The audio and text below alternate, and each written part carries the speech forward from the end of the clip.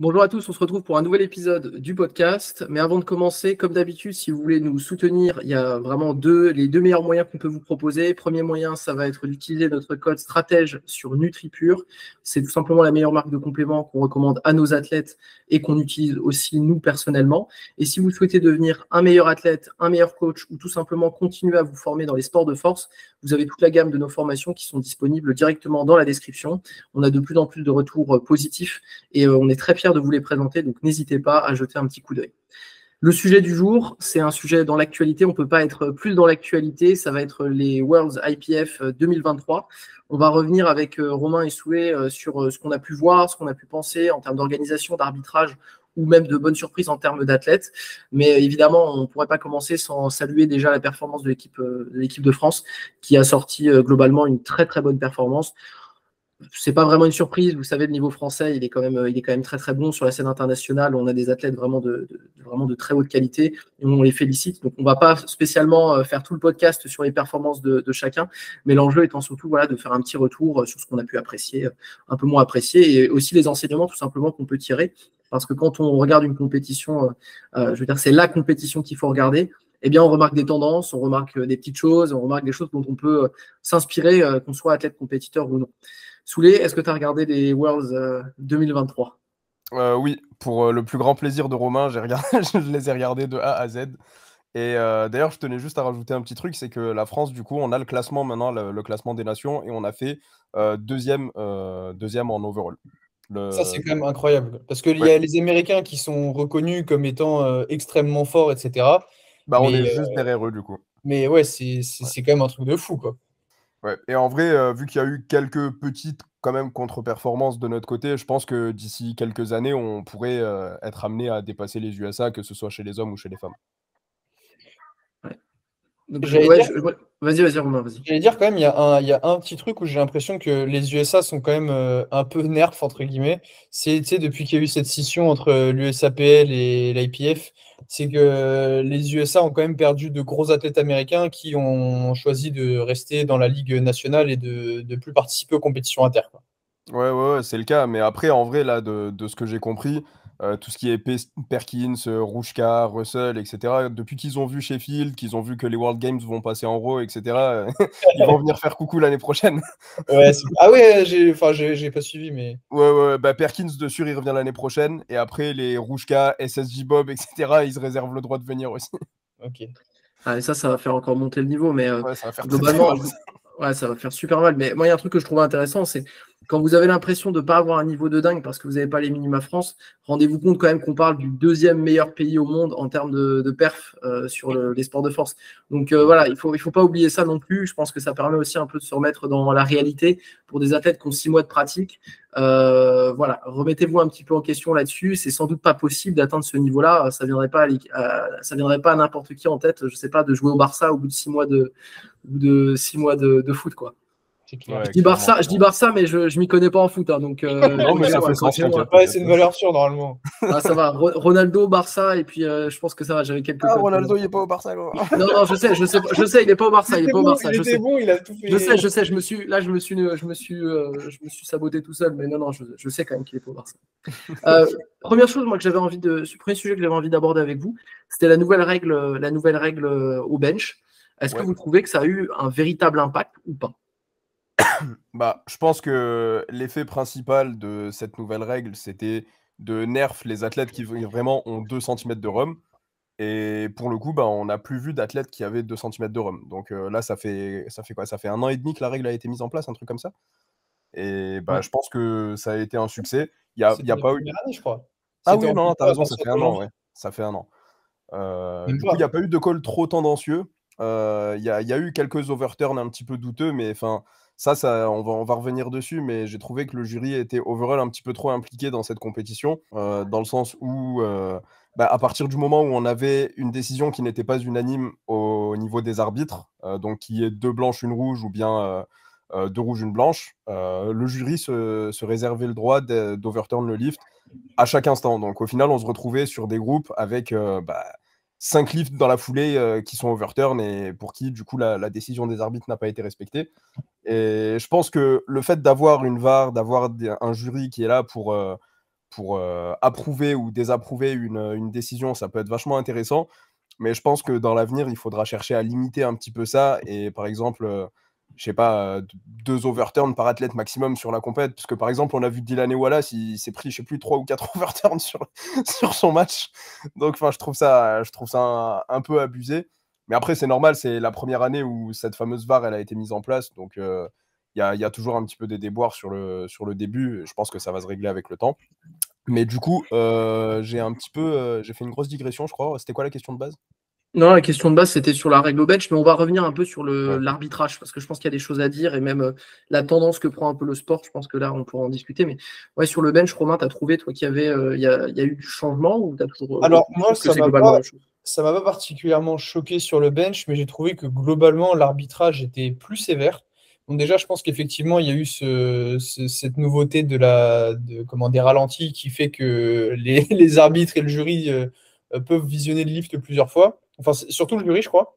Ouais, le jury. Et surtout, il y a eu il y a eu l'ajout de nouvelles règles. Tu vois, on a parlé de l'amplitude au bench. Je crois que sur les squats, ils sont beaucoup plus sévères au niveau de l'inclinaison.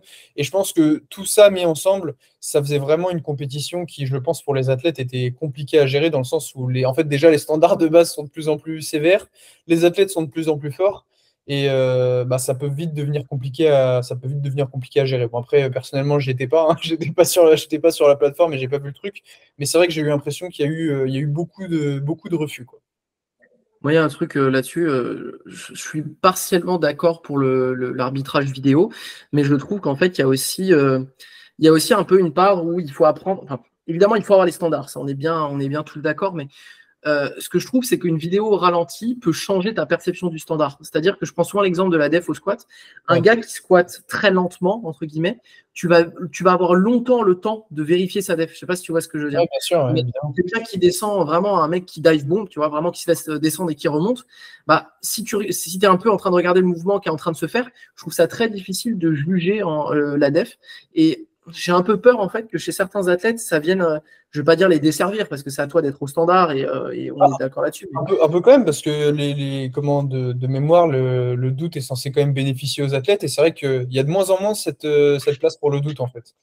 ouais, je suis d'accord, je suis d'accord. Et ça, je trouve que même au niveau du bench, en fait, je prends l'exemple, mais un athlète qui a tendance à avoir une ROM qui est encore un peu limite par rapport à la nouvelle règle, mais qui sync et qui résultat à quelque chose d'assez dynamique, bah, tu peux avoir l'impression en fait qu'il descend encore bien, en fait, tu vois, qu'il a vraiment fait son max. Et j'ai vu c'était une plus de 84, elle syncait et vraiment, tu voyais qu'elle faisait un effort, tu vois, pour augmenter son amplitude. Ouais, Mais plus de 84, c'est quand même un gabarit, donc forcément, à un moment donné, bah, tu peux pas non plus avoir l'amplitude d'un 59 avec des bras super longs. Donc à un moment donné, il faut aussi ouais. être réaliste. Et je me souviens à chaque fois qu'il prenait un rouge, chaque fois c'était en mode attention quoi, à ton amplitude. Sauf que la Ouais. nana, elle faisait son max. Tu vois. Et j'ai un peu peur de ça aussi, mais bon, après, c'est à voir dans les futures compétitions aussi. Hein. Soulet, tu avais quelque chose à rajouter? Non, non, non, je pense que tu as bien résumé le tout. C'est vrai qu'il y a eu pas mal de lifts invalidés sur cette compétition, mais comme tu l'as dit, c'est les standards. Et on sait que les standards vont être de plus en plus stricts parce que bah, l'IPF a depuis toujours cet objectif d'être intégré aux Jeux Olympiques. C'est pour ça d'ailleurs que bah, ces championnats du monde ont été diffusés sur la chaîne YouTube de la chaîne olympique. Certaines sessions ont aussi été diffusées sur Eurosport. Ça a été visionné par des centaines de milliers de personnes dans le monde, voire des millions, je ne sais plus. Et d'ailleurs, bah, en parlant de chiffres, du coup, c'est le championnat qui a été le plus regardé en live depuis le début de toute l'histoire de l'IPF, en fait. Il y a, par exemple, le live des 74, si je dis pas de bêtises, il doit y avoir genre 140 000 vues sur le live, un truc comme ça. Et enfin, c'est colossal, c'est des chiffres qu'on pensait jamais atteindre en FA. Je me souviens encore très bien quand je regardais le live des mondes en 2018, il devait y avoir à tout péter 300-400 personnes sur les petits lives. Et après, sur les gros matchs, il devait y avoir allez, maximum 1500 personnes, tu vois. Et là, on Ouais. s'est retrouvé avec, je crois, je sais plus, 15 000 personnes en direct en même temps. Ça, c'est colossal. Je crois, on a fait à peu près comme les chiffres de Sheffield, voire un peu plus. Et après, sur les rediffs, on dépasse les centaines de milliers, c'est vraiment phénoménal. Ouais, c'était vraiment monstrueux. Et moi, ce qui m'a fait beaucoup rire, petit aparté, parce que je sais qu'on aime bien les anecdotes, mais C'était la compète la plus regardée.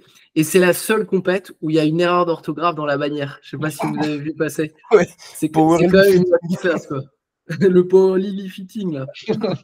Ah, ça, c'était vraiment. Après, ça peut arriver. Hein. Le problème aussi, c'est que plus tu as d'organisation, plus tu as de trucs à organiser, etc., plus tu peux te retrouver avec des petits ratés. C'est sûr que si tu mets pas de bannière, que tu mets pas de musique, etc., il risque d'y avoir aucun problème, tu vois. Bon. Ah, il pourrait y avoir quand même des problèmes. Il pourrait y avoir les fumigènes qui ne fonctionnent pas. Tu sais, S'il n'y a pas de fumigène de prévu, les fumigènes, ils sont obligatoires. Les fumigènes, ils sont obligatoires. À chaque force, ils sont obligatoires, les fumigènes. C'est un truc. Non, mais globalement, je pense que oui, je trouve que là, on voit vraiment que l'arbitrage, il s'est professionnalisé. Enfin, il était déjà très pro, hein, mais là, on voit vraiment que le doute, il était plus possible. Et je pense que ça peut être quand même ça peut être pas mal. Mais après, il y a eu quand même des matchs, on va pas se mentir. Tu as parlé des 74 Soulé. C'est quand même, je veux dire, c'est quand même l'arbitrage qui a aussi déterminé un petit peu l'issue des matchs, quoi. C'est-à-dire qu'il y a vraiment des matchs qui étaient très, très, très, très, très serrés. Et le fait de passer une barre ou pas, c'était vraiment capital, quoi. Les 74, je pense, sont une bonne illustration. Est-ce que tu as regardé les 74 en direct, Soulé ? Ouais, bien sûr, bien sûr. D'ailleurs, j'étais comme un fou. Mais ouais, après, je trouve que le match des 74, il y a eu une trop grosse polémique autour de lui. Là, je vais lâcher ma petite hot take, mais pour moi, le troisième tiers d'Atwood, il était dégueulasse et il méritait pas d'être validé, tu vois.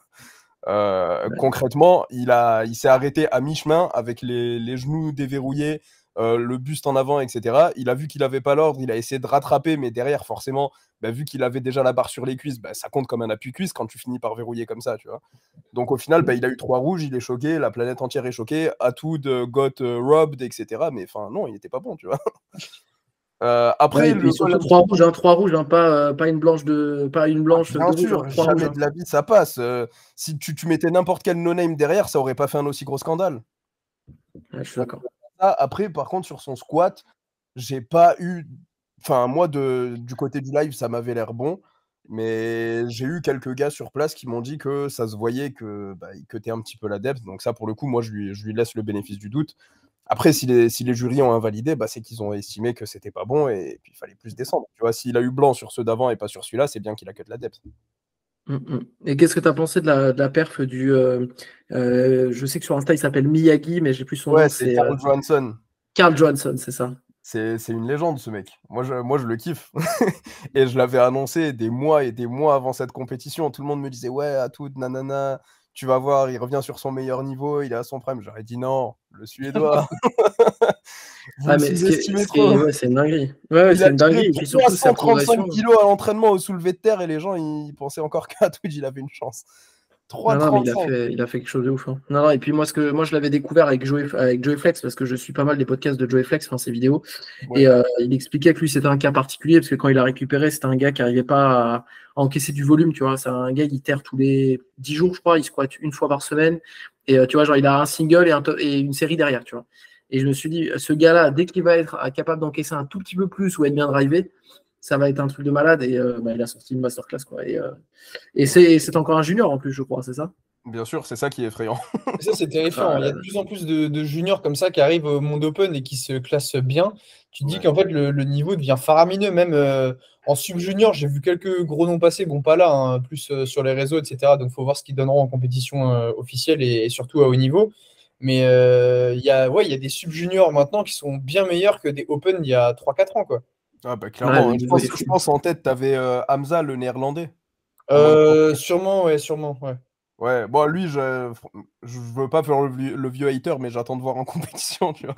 Parce avec la barre au milieu du dos, les benches avec les fesses qui frôlent le banc, enfin bref, tout ça, c'est une autre histoire. Mais oui, il est très très fort. Il est très très très très fort. Et ouais, effrayant, Carl Johansson, effrayant. Je sais pas s'il va s'inscrire au monde junior. Mais s'il s'inscrit au monde junior, peu importe la catégorie, oui, même s'il décide de pas cut et de tirer à 78 kg, il a ses chances pour le podium. Et donc, on salue Carl Johansson s'il écoute ce podcast. comme à chaque fois, je salue tu vois, la personne célèbre qu'on cite dans le podcast. Quoi. Ouais, c'est le très masterclass. Vraiment, il n'y a rien d'autre à ajouter. Et moi, je me dis, en plus, si effectivement les gros noms de l'USAPL se réintéressent à ce qui se passe en IPF, ça va être terrifiant, hein, parce que mine de rien, on parlait pas beaucoup de Perkins, et là, Perkins, à sa dernière compétition, pareil, il a effrayé tout le monde. Hein. Il a fait 825 kilos. Ouais, c'est ça. Mais il était juste en dessous de Atout à son prime, quoi. Ouais, c'est ça. Atout à son prime, il avait fait 8,40. Là, Perkins, il a fait 8,25 avec de la marge partout. Et le titre en Open 74, là, il s'est joué à 778, donc il est genre 50 kilos au-dessus, un truc comme ça. Ouais, c'est un truc de fou. Mais j'avais vu, il avait fait un post, Perkins, bah, je l'ai sous les yeux là, mais il dit quelque chose, les gens se battent pour 780 kilos de total, je vais m'arranger pour que 780 ce soit mes deuxièmes barres. Là. Ah, ok, merci jeune Sympa. homme, c'est gentil. Bizarrement, je le crois, moi. Ouais, bah, moi aussi, je pense que là, il est déter. Hein. Ouais. Ouais, il y avait ce match des 74 qui était passionnant. Il y avait le match des 83 qui était passionnant, mais dans un autre sens. Parce que moi, il était plus plein de déceptions, en fait. Non, vraiment, enfin, je donne mon avis, après vous pourrez donner le vôtre, mais Ouais. tout le monde l'attendait au tournant, ce match. On avait Durin Skangamou de Grande-Bretagne qui avait sorti 820,5 à sa qualification. Il y avait Dylan Wallace, il avait fait 835 à Sheffield. Il y avait Enauro, il avait fait toute sa préparation en sous-marin, on ne savait pas s'il allait tirer 400 ou pas. Tu vois, enfin, il y avait beaucoup, beaucoup d'enjeux sur ce match des 83. Et au final, bah, un mélange d'arbitrage, de manque d'exécution et tout simplement de retour à la réalité qui a fait que bah, le titre il s'est joué à 815, donc 20 kilos en dessous du meilleur total des nominations. On a Durin Skangamou qui reste sur son opener au squat, qui loupe 2 fois 305 au squat. On a Enauro. Enauro, ça va, il a pas démérité. Il était nominé à 780, il finit à 805 avec un pull for the win qui passe pas. Mais dans la globalité, je m'attendais à un niveau en moins de 83 un petit peu plus élevé. Pas nécessairement à 8,35, 8,40, tu vois, mais un total victorieux, pour moi, c'était plus dans les 8,25, 8,25, 8,30.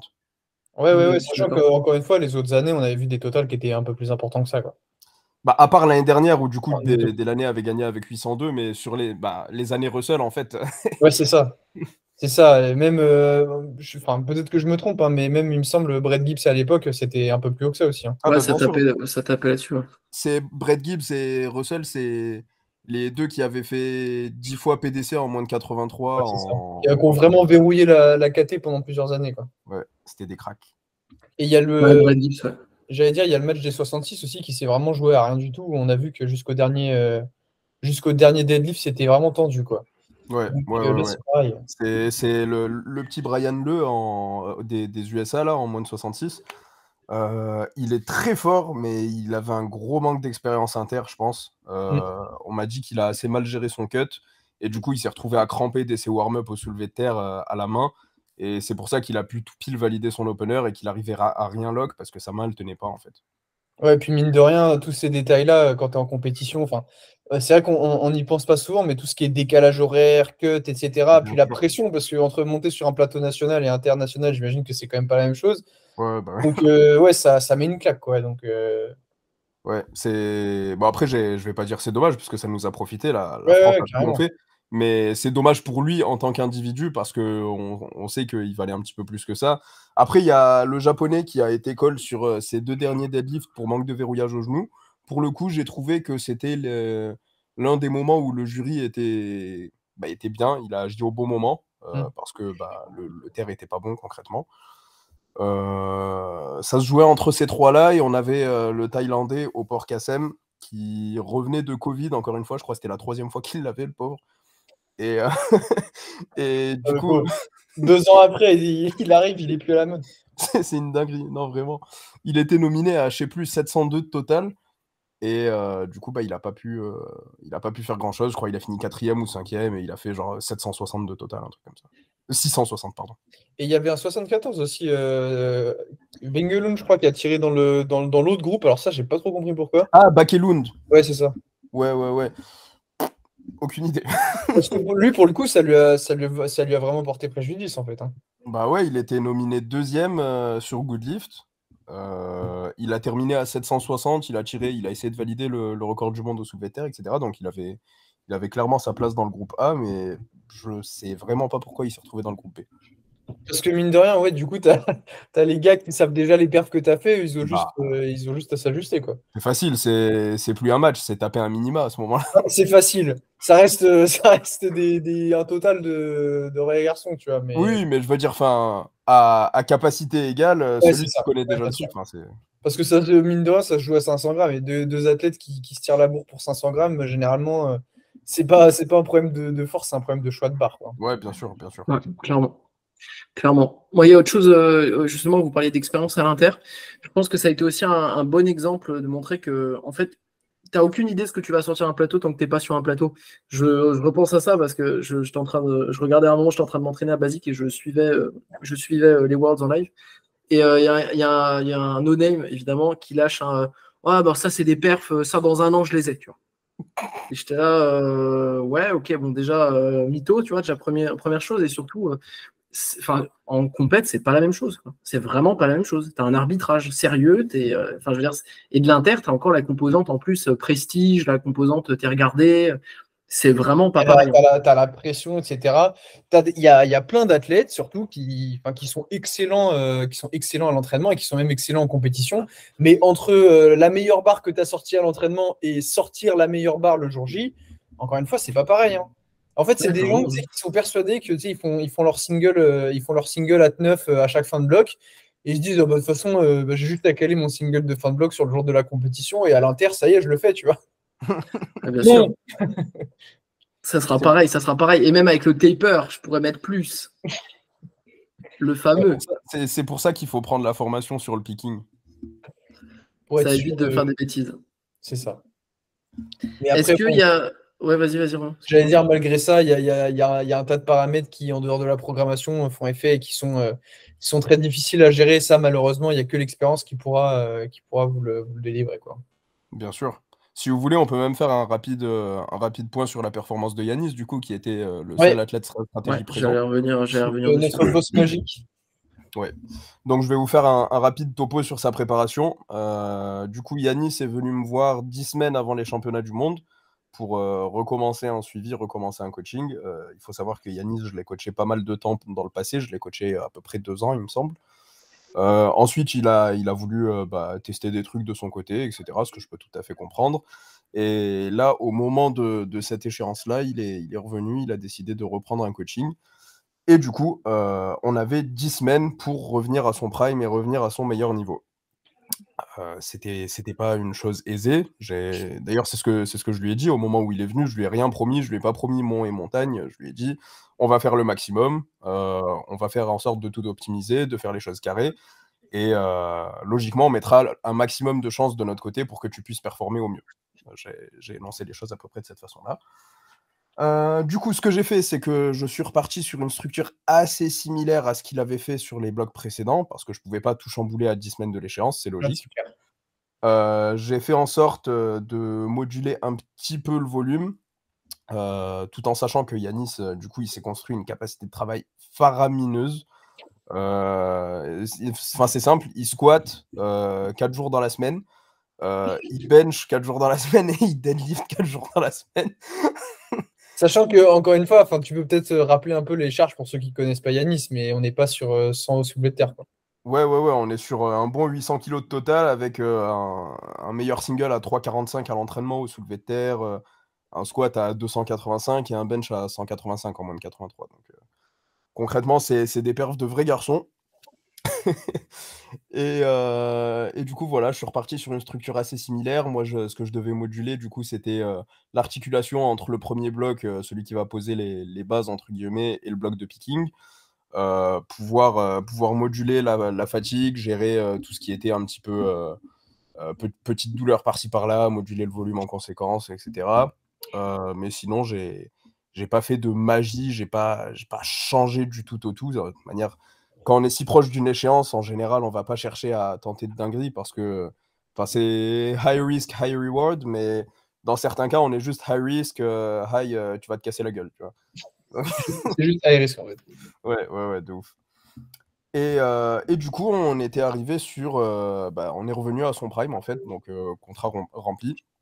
Le meilleur total de Yanis en compétition jusqu'à présent, c'était un 790 aux championnats régionaux de cette année.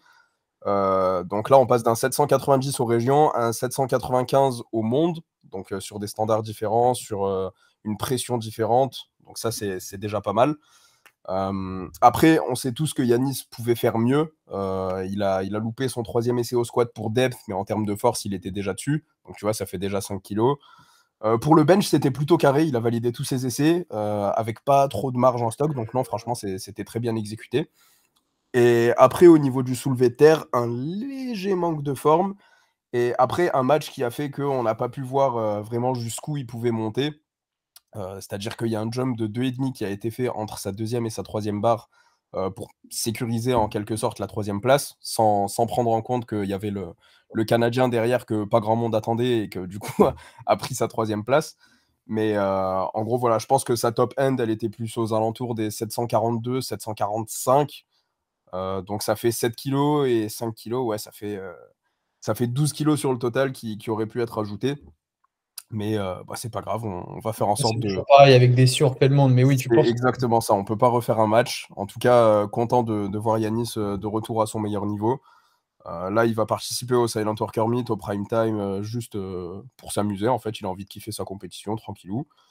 Et ensuite, on va revoir les fondations. On a prévu de faire quelques modifications techniques au niveau de son squat et de son soulevé de terre. Pour le coup, le développé couché, il y a juste à dérouler. Vraiment, il progresse en continu sur ce mouvement, c'est assez fou. Et puis voilà, rendez-vous au championnat d'Europe. C'est fin novembre, début décembre. Pour cette fois, on l'espère, le 10 fois PDC. Ce serait cool, Non, ça ferait une giga progression là. Ouais, de ouf. Et puis surtout, ce qui est assez excellent, je pense, c'est en fait chez Strange Strategy, je trouve qu'on a un peu deux exemples de bench de vrais garçons avec des morphos anti-bench. T'as Yanis et il y a Eliab en fait. Et en fait, Encore lui. à chaque fois. Encore Non, mais- lui. Non, mais moi à chaque fois, ils me fument les gars parce qu'en fait, ils ont des bras, mais c'est des deadlift spécialistes, tu vois. Et les mecs, ils ont des benches, mais tu te dis, mais en fait, c'est quoi cette ROM? Et ils te sortent des sacrés benches. Donc, s'ils écoutent ce podcast, gros GG, parce que je sais que ils ont le double de la ROM de la plupart des benches spécialistes. Donc, si ce n'est pas le triple de la ROM, donc vraiment encore plus respect, quoi. Ouais, de ouf, Et- de ouf. Est-ce que du côté féminin, il y a des matchs que vous avez regardés? Est-ce qu'il y a des choses que vous avez regardées Ouais, sur lesquelles vous avez envie j'ai de tout réagir? regardé. En fait, je trouve que ça devient de plus en plus intéressant aussi le power côté féminin. Parce que mine de rien, on se rend compte que peu importe le contexte, elles sont balèzes de ouf, en fait. Enfin, quand tu regardes qu'en moins de 57, il y a eu 2 ou 3 barres au-dessus de 225 kilos, va à Basic Fit demander à n'importe quel gars de soulever ça, je suis à peu près sûr que personne réussit, tu vois. Ouais, c'est clair. Ouais, c'est très, très, c'est assez dingue, hein. Et je C'est trouve que globalement, ouais, et puis tu vois surtout, je trouve que chez les petites catégories, tu commences à avoir vraiment des compos physiques qui commencent vraiment à être vraiment, vraiment énervés pour des petites catégories. Je pense à, comment elle s'appelle, celle qui a fait Sheffield. Evie Corrigan. Ouais, c'est ça, à chaque fois, elle tape des cuts, elle est tracée à n'en pas finir. Enfin, même de manière générale, dans les petites catés, il commence quand même à y avoir des sacrés physiques. Ouais, C'est quand même assez impressionnant. Et voilà, hein, faites vos assistances, voilà, je l'ai dit. Mais franchement, c'est vraiment assez dingue. Et c'est vraiment même des. En fait, je trouve que tous les matchs ont gagné en intérêt à être regardés. Parce qu'avant, j'ai l'impression que souvent sur IPF, on attendait les très grosses catés ou les gros challengers avec un peu les. Ouais. Il y a des KT un peu plus vides peut-être, tu sais, où il y ouais. avait, pas vide, mais disons qu'il y avait moins de challenges, moins de défis. Tu savais qu'il y en avait un, tu sais, qui allait rouler sur tout le monde. Et en fait, maintenant, j'ai l'impression que quelle que soit la KT, quel que soit le match, il y a toujours quelque chose d'assez serré, quoi. Ouais, de ouf, de Ouais, ouf. clairement. Maintenant, dans toutes les catégories, il y a un showdown, il y a un vrai battle qui se dessine. Et par exemple, en 47, on avait Tiffany, Heather Connor et j'ai plus le nom de la troisième. En moins de 52, on avait Evie et Noémie. En moins de 57, Jade et Nathalie Richards. Enfin, dans absolument toutes les catégories, maintenant, il y a des gros battles. Et du coup, c'est surtout ça qui donne envie de regarder une compétition de FA, tu vois. Peu importe le niveau, même si on est au niveau région, quand il y a un gros match qui est serré, que ça se joue avec des stratégies, des choix de barres et tout, moi, ça me fait kiffer personnellement. Ouais, c'est Et, ça, Ouais, en je suis forme de d'accord, ouais, je motif, suis quoi. d'accord. et du coup, le fait de voir ça encore au plus haut niveau, forcément, c'est un cran au-dessus et ça nous fait tous kiffer, quoi. Est-ce qu'il y a des choses que vous avez pu voir ou des enseignements qu'on pourrait utiliser justement pour des athlètes qui un jour voudraient faire de la compétition? Est-ce qu'il y a des choses que vous avez pu voir, des choses qui vous ont fait réfléchir ou même que ce soit techniquement ou je pense à des exemples assez bêtes, mais par exemple quand tu dépasses des 93, que tu vas chez les 105 et plus, il y a une propension à faire du tradi qui est énorme par rapport à du sumo, par exemple. Ça, c'est un exemple tout bête, hein, mais en fonction de ta KT, tu vois bien qu'il y a des variations techniques qui sont assez claires. Je pense que ça, c'est un truc à. Et puis au niveau morpho, tu vois aussi des trucs de fou. Genre, tu vois des squats barre haute, dos hyper droit, avec des French low bar, avec un porte-à-faux énorme. Donc c'est assez intéressant, je trouve, aussi de pouvoir regarder un peu des aspects techniques ou même de manière générale des choses que tu peux apprendre, quoi. C'est ce que j'allais dire. Je trouve que c'est intéressant de regarder ce genre de compétition parce que ça te permet de voir que, bon, déjà, il y a des athlètes qu'on ne connaît pas forcément parce que, mine de rien, pour connaître tous les athlètes, à chaque fois, il faut quand même être très, très renseigné. Et ça te permet parfois de sortir un petit peu de ton microcosme où tu as l'impression qu'il y a tout le monde qui lifte de la même manière.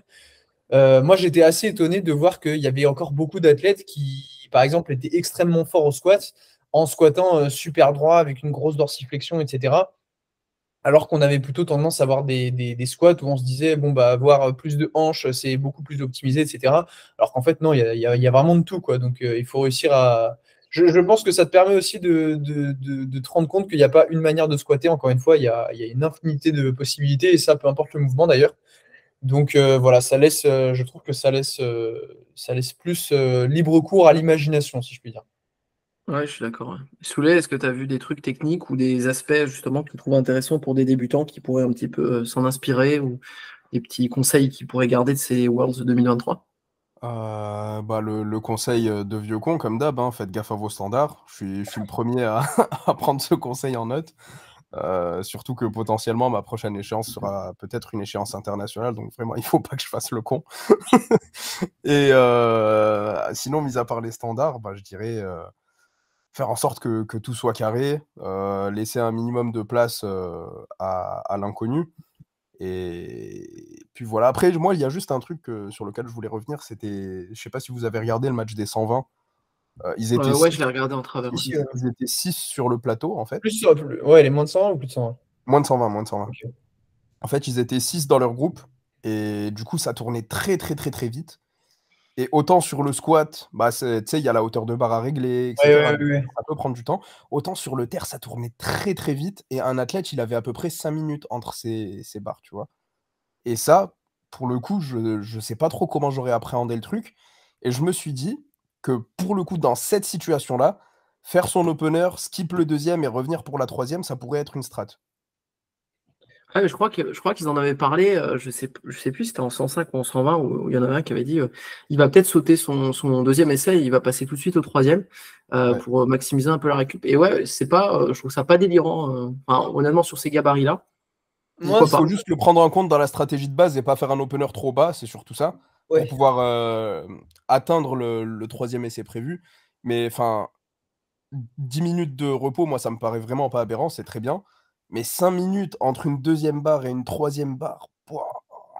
Ouais, ça peut être compliqué, mais tu vois, moi je pense que plutôt que de chercher à skip, en fait, je trouve que c'est assez délicat de passer un essai parce que bah, c'est all-in, quoi, tu vois, tu sais Ouais, pas bien trop. sûr, bah, ça carrément, hein. L'intervalle de charge que tu dois utiliser, il est encore plus grand, donc déjà que c'est compliqué de faire de bons choix de barre. Moi, je Ouais. pense que j'aurais surtout tendance à revoir peut-être mes exigences à la baisse, hein. Après, forcément, c'est facile à dire, hein, quand tu as la Oui, compétition, tu ouais, c'est ça. tu sais pas. Il y a le choix de. Enfin, il y a 3 choix qui s'offrent à nous. C'est revoir les exigences à la baisse, skip le deuxième essai, ou bien pré-shot et s'entraîner en faisant ses top singles ou bien ses séries avec 5 minutes de repos. Ouais, ou Vraiment. maintenir coûte que coûte, même si t'as pas l'habitude, et serrer les dents pour que ça passe. Ouais. Bon. Mais c'est pour ça, il y a eu pas mal d'essais loupés et de deuxième barre assez grind et tout, pour ces raisons-là, je pense. Ouais, c'est fort probable, c'est fort probable. Ouais. Est-ce qu'il y a autre chose que vous avez en tête un peu de ces Worlds 2023 sur lesquels vous aviez envie de revenir, ou est-ce que globalement on a fait à peu près le tour? Ouais, je pense qu'on a fait le tour. C'était une compétition fort sympathique. Ça donne envie de remonter sur les plateaux. Moi, j'ai la réponse du coup dans 6 jours, si je suis envoyé au championnat du monde ou pas, au championnat du monde junior. Donc voilà, il n'y a plus qu'à, hein. Donc, la prochaine fois qu'on parle d'une compète, c'est peut-être un retour de tes championnats du monde sous les, on te le souhaite en tout cas. Ah Et je bah, pense que ça pourra en intéresser plus d'un. Comme d'habitude, on vous remercie pour votre écoute et puis on espère à chaque fois que ces épisodes peuvent vous permettre d'en apprendre davantage sur les sports de force au sens large. Si vous voulez nous soutenir, comme d'habitude, vous connaissez un petit peu la chanson, mais simplement un like, un commentaire, ça participe au référencement. Si vous voulez nous soutenir encore plus, vous connaissez aussi la marque qu'on vous recommande, qu'on vous conseille à chaque podcast, c'est NutriPure avec le code stratège. Et comme d'habitude, si vous voulez des informations sur nos différents services, n'hésitez pas directement à vous rendre sur notre site internet. Comme d'habitude, on vous remercie et on se retrouve très vite pour un nouvel épisode.